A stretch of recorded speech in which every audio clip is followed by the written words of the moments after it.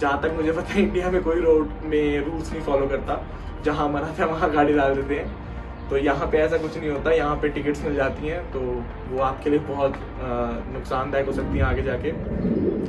तो guys welcome back to my new vlog. मैं मनु, और आज हम बात करेंगे कि कनाडा में ड्राइविंग लाइसेंस कैसे लें और यहाँ पे कितने ड्राइविंग लाइसेंस लेने पड़ते हैं। तो बात की जाए ड्राइविंग लाइसेंस की, तो यहाँ पे इंडिया जैसा सीन नहीं है कि like first you will have a temporary licence या फिर 2 व्हीलर्स का जो लाइसेंस बनता है और फिर उसके बाद आप पेपर दे के ड्राइविंग टेस्ट दे के आरटीओ से अपना ड्राइविंग लाइसेंस ले सकते हैं। यहाँ पे प्रोसेस थोड़ा अलग है। यहाँ पे अगर स्पेसिफिकली बात करी जाए गाड़ी के लाइसेंस की, तो यहाँ पे जो लाइसेंस है वो 3 टाइप के लाइसेंस हैं। उनका नाम है G1, G2 और G। और यहाँ पे इसको डिवाइड किया गया इस हिसाब से कि जो G1 का पेपर होता है उसमें बेसिकली आपका एक रिटन टेस्ट होता है। रिटन नहीं, it's basically a computer test जो कि फुल्ली MCQ बेस्ड होता है। और उसके अंदर आपको 2 सेक्शंस होते हैं। जो पहला सेक्शन होता है उसमें आपको साइंस के बारे में पूछा जाता है, जो रोड साइंस होते हैं यूजुअली उनके बारे में आपको बताना होता है कि कौन सा साइन का कौन सा मतलब है।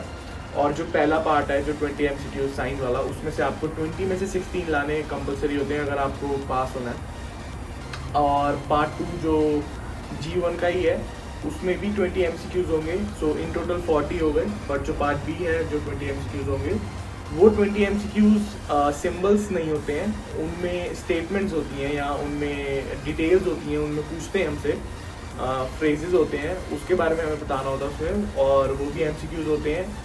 और उसमें भी हमें 16 to 17 MCQ राइट करने होते हैं ताकि हम अपना G1 ले सकें। और बात आती है अब यहाँ पे कि उस G1 के लिए हम पढ़ेंगे कैसे। तो यहाँ पे भले आपके पास एप्पल हो या एंड्रॉयड हो, गूगल प्ले पे और ऐप स्टोर पे एप्लीकेशंस अवेलेबल होती हैं G1 स्टडी, जिसमें आप G1 के बारे में सब पढ़ सकते हैं। और मैंने भी उसी से पढ़ के अपना G1 पेपर दिया था, और जहाँ तक मैं श्योर हूँ कि 95% पेपर उन्हीं क्वेश्चंस में से आएगा। और मेरे जैसे कि जो पार्ट 1 था उसमें सारे क्वेश्चंस उसी में से आए थे, सारे सेम सिंबल्स थे।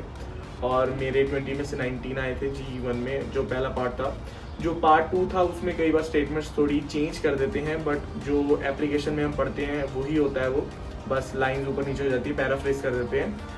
एंड उसमें भी आपको 16 से 17 जो भी आप जितना बढ़िया ला सको वो आपके ऊपर डिपेंड है। पढ़ के आपको वो भी अच्छे से पढ़ के जाना चाहिए, उसकी अच्छी तैयारी करके जाओ।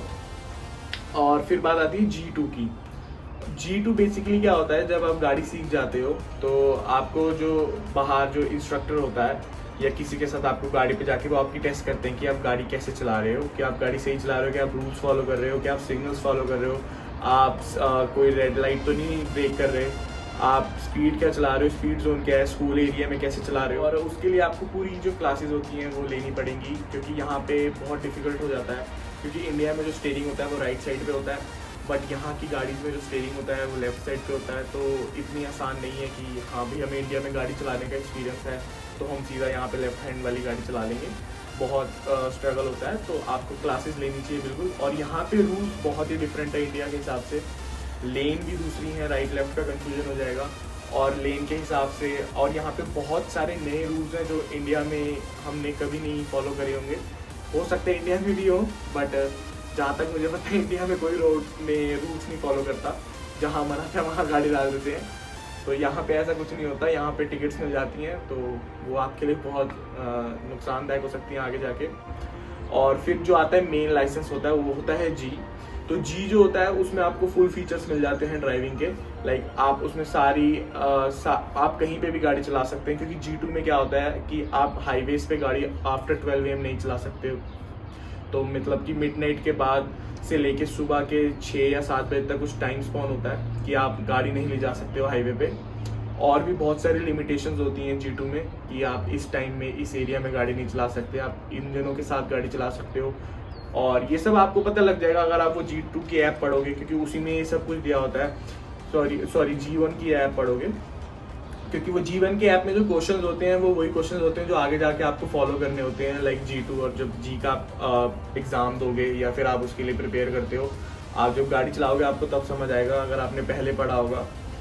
और एक और बहुत बड़ी बात है, like some people ask me, like message कर रहे थे मेरे को कि हमारे पास इंडिया का लाइसेंस है और हम आएंगे आगे तो हमें कुछ बेनिफिट हो सकता है। तो उसका क्या बेनिफिट हो सकता है कि अगर आप इंडिया में हो और आपके पास वैलिड ड्राइविंग लाइसेंस है और अगर आपके पास उस लाइसेंस का एक्सपीरियंस है, लाइक आपको कुछ टाइम हो गया है वो लाइसेंस से, 6 महीने से लेके 1 साल के बाद तक जितना भी, मिनिमम बेसिकली आपको 6 मंथ्स का होना चाहिए।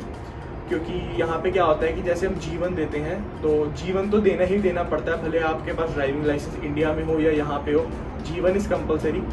पर जो G2 होता है उसका क्या होता है कि हम जीवन अगर हमने क्लियर कर लेते हैं, जैसे मान लो कि अगर हमारा जीवन क्लियर हो गया, दोनों पार्ट में नंबर आ गए हैं और दोनों पार्ट में नंबर आने के बाद हम जब जैसे ही वहाँ सेंटर से जाएंगे ड्राइविंग सेंटर के, तो वो आपको एक टेम्परेरी स्लिप देते हैं जिसको हम टेम्परेरी जीवन भी कहते हैं, जो सिंपल सी स्लिप होती है पेपर की। और फिर कुछ कमिंग मंथ्स में लाइक 1 और 1.5 मंथ में आपका जो ऑफिशियल ड्राइविंग लाइसेंस होता है जीवन वो आ जाता है। तो बस G2 के लिए आपको क्या करना होता है, अगर आप पे कोई एक्सपीरियंस नहीं है, कोई लाइसेंस नहीं है, तो जीवन के बाद 8 महीने रुकना होता है कि आप G2 दे सको। वो मैंडेटरी है कि आपको 8 महीने का गैप लेना होता है। और यहीं पे वो बेनिफिट काम आता है अगर आप पे इंडिया का लाइसेंस हो या आप पे एक्सपीरियंस हो। तो अगर आप पे इंडिया का एक्सपीरियंस है ड्राइविंग लाइसेंस में, तो आप क्या कर सकते हो, जो 8 महीने का गैप है वो आप स्किप कर सकते हो और आप सीधा ही G2 दे सकते हो जब आप जाओ। बट उसके लिए भी आपको क्लासेस ज़रूर लेनी पड़ेंगी, क्योंकि आप माना कि 8 महीने का गैप जो है वो स्किप कर सकते हो, बट आपको फिर भी बहुत सारी नई चीज़ें लर्न करनी पड़ेंगी। तो बेसिकली आपको क्लासेस ज़रूर लेनी पड़ेगी उसके लिए। और बाकी और 6 महीने का एक्सपीरियंस से आपका 8 महीने का गैप नहीं स्किप होगा, वो थोड़ा शॉर्ट कर देते हैं, 4 मंथ्स हो जाता है शायद। मैं अभी श्योर नहीं हूँ, मैं पता करके आपको ये सब डिस्क्रिप्शन में मैं मेंशन कर दूंगा। क्योंकि मेरे फ्रेंड के पास लाइसेंस था इंडिया में और उसके पास 6 महीने का एक्सपीरियंस था, तो उसका 8 मंथ का एक्सपीरियंस, जो 8 महीने का गैप होता है G2 के लिए, वो स्किप नहीं होता, उसका 4 मंथ्स का स्किप हुआ था। तो बाकी मैं आपको कंफर्म करके बता दूंगा। बट अभी जो यहाँ पे ड्राइविंग सेंटर्स हैं वो सारे बंद हैं, क्योंकि कोविड लॉकडाउन यहाँ की सरकार भी खेल रही है हमारे साथ। हमारा तो दिसंबर से देखा जाए तो लॉकडाउन लगा हुआ है, खोलते हैं 5-10 दिन के लिए, फिर कहते हैं दोबारा एक और लॉकडाउन लगाएंगे। तो बेसिकली हफ्ते 10 दिन से ज़्यादा यहाँ खुलता नहीं सब कुछ, लॉकडाउन ही चल रहा है कब से। बट सही है, ये भी प्रिकॉशंस लेने चाहिए, कंट्रोल करनी है कोविड को, बहुत बुरा हाल हो रखा है आजकल। तो आप लोग भी ध्यान रखो, सेफ रहो। और जो G का होता है, G का पेपर में बेसिकली क्या होता है, आपको बहुत सारी चीज़ें मेंशन जो मैं कर रहा हूँ यहाँ पे वो ध्यान से सुनना। अगर आपको G पेपर क्लियर करना है तो बेसिकली आपको गाड़ी चलानी चाहिए, G2 पे आप गाड़ी चलाओ ताकि आपका हाथ सेट हो जाए। क्योंकि जब आप G का पेपर दोगे तो वो आपकी प्रॉपर स्ट्रिक्ट एकदम, एक जो इंस्ट्रक्टर होगा वो आपको ऑब्जर्व करेगा कि आप गाड़ी कैसे चला रहे हो। वो आपके सारे एक्शंस देखेगा कि आप साइड ले रहे हो, आप इंडिकेटर्स दे रहे हो, आप अगर ओवरटेक कर रहे हो, आप अपने ब्लाइंड स्पॉट्स पे देख रहे हो गाड़ी के, और आप कौन कौन से रूल फॉलो कर रहे हो, आपका पोस्चर क्या है, आप किस स्टाइल से गाड़ी मोड़ रहे हो। ये नहीं कि इंडिया की तरह ऐसे गाड़ियाँ मोड़ रहे हैं, यहाँ पे जो गाड़ी होती है वो 2 हैंड से मोड़नी होती है बेसिकली। तो वो भी वो पॉइंट भी नोट होगा यहाँ पे। तो आपको बिल्कुल प्रोफेशनल तरीके से यहाँ पे एग्ज़ाम देना पड़ेगा अपना, कि आप कैसे गाड़ी चलाओगे। और उसके लिए आप क्लास जरूर लोगे, G2 पे जो आप क्लास लोगे आपको उसी ट्रेंड में या उसी जो वो पैटर्न आपको सिखाएंगे इंस्ट्रक्टर्स, आप उसी G2 के टाइम पे जो भी आप सीखोगे, आप उसी, जब G2 आप क्लियर कर लोगे तो आप गाड़ी थोड़ा यूजुअल टाइम पे चलाओगे, लाइक बेसिकली। क्योंकि आप पेपर देने से पहले मान लो गाड़ी का रट्टा भी मार लोगे तो आप पेपर तो क्लियर कर लोगे, बट आपको जो रियल गाड़ी आप जो चलाना सीखोगे कनाडा में, वो तभी सीख पाओगे जब आप G2 के बाद गाड़ी चलाया करोगे। यूजुअली थोड़े थोड़े टाइम में नहीं, लाइक कॉन्स्टेंटली आप गाड़ी चला रहे हो ताकि आपको कुछ समझ आ रहा है, आप रूल्स फॉलो कर रहे हो, आपको यहाँ का स्ट्रक्चर समझ आ रहा है कैसा करना है, कहाँ कौन से रूट कहाँ पे लिंक हो रहे हैं। तो जब तक आप G2 के बाद वो प्रैक्टिस नहीं करोगे, आपको कुछ इतना क्लियर नहीं होगा, तो आप G को भी क्लियर नहीं कर पाओगे अगर आप गाड़ी प्रैक्टिस नहीं करते रहोगे। और यहाँ पे एक और चीज़ होती है, जैसे यहाँ पे जो सारे लाइसेंस हैं वो विदिन 5 ईयर्स आपको कंप्लीट करने होते हैं। तो जैसे कि अगर आपने 2021 में G1 का पेपर दिया है तो आपको 2026 तक अपना G क्लियर करना है। अगर आप G क्लियर नहीं कर पाते हो तो आपको दोबारा से G1 देना पड़ेगा, आपको सब रीस्टार्ट करना पड़ेगा। और G1 की जो फीस होती है वो $158.25 होती है यहाँ पे। और वो जो फीस स्ट्रक्चर है उसके अंदर अकेला G1 ही नहीं इंक्लूडेड होता है, G2 की भी फीस इंक्लूडेड होती है जो कि वो एडवांस में लेते हैं। और जो यहाँ पे अगर आप मान लो कि आप जो MCQ वाला पेपर है आप पढ़ के गए हो, बट आपसे कोई MCQ गलत क्लिक हो जाते हैं, आपका पेपर नहीं क्लियर हो सकता, आप अपना जैसे ही आपके अटैम्प्ट खत्म होते हैं आप उसी टाइम री अटैम्प्ट कर सकते हो। उसके लिए $15 एक्स्ट्रा लगते हैं और आप उसी वक्त री अटैम्प्ट कर सकते हो। और क्या कहते हैं, अगर आप 5 इयर्स के अंदर ये सब नहीं क्लियर कर पाओगे तो ये जो प्रोसेस है वो दोबारा स्टार्ट होगा, आपको फिर से जीवन देना पड़ेगा। क्योंकि यहाँ पे जो रूल है वो ये है कि जो 5 इयर्स है उसके अंदर अंदर आपको G1, G2 और G आपको अपने मतलब आपको टेस्ट क्लियर करने पड़ेंगे और आपको G लाइसेंस लेना पड़ेगा, और वरना आपको सब कुछ दोबारा से रीस्टार्ट करना पड़ेगा।